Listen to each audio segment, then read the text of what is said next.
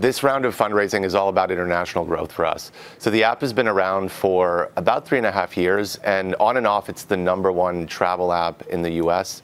We have over 30 million users. But what's really changed in the course of the last year is our pickup outside of North America. So there are markets like Europe, Southeast Asia, Australia, Latin America, where we've seen extraordinary growth, upwards of 300% year over year, because we've been adding inventory to the app. So this funding puts us in a position to continue that growth and become the worldwide leader in mobile travel. Fred, what's your biggest competitors are who? Priceline? Absolutely. We compete directly against anybody who sells travel online. That's Priceline, Expedia, and those companies own all the brands that you're used to using. And how is your business model different, though?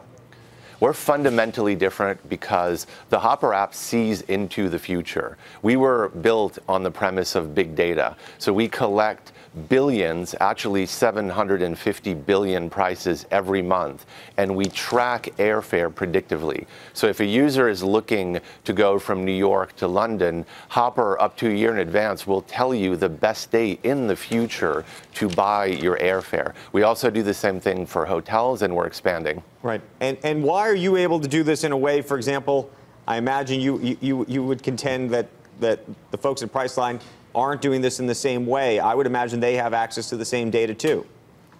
Actually, we've been doing this for over a decade.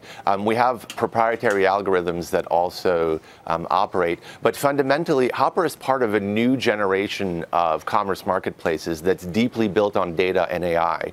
You can see by the success of the platform that it's different. And the other thing that makes us totally different is the fact that we're only an app. We're mobile only, and the user experience is totally different because you're in fact letting the app do all of the heavy lifting for you. You're saying when you want to travel, and you can even leave that open and where you want to go, and the app continuously tracks and shops all of these prices for you, and you receive push notifications. So for scale, we've sent about 2 billion push notifications to our users over the last 2 years. The other things that we compete against are websites where you have to do all the work yourself. And what we see, because we track all of the data, is when us as human beings do this, we end up on average paying 5% more than we would have if we'd bought the first price that we've seen. Some people will score some deals, but on average we do much worse. We're being tracked by cookies, and the airline companies and the websites know that we're doing this at predictable hours. The Hopper model does this for you, and the outcomes are actually much better.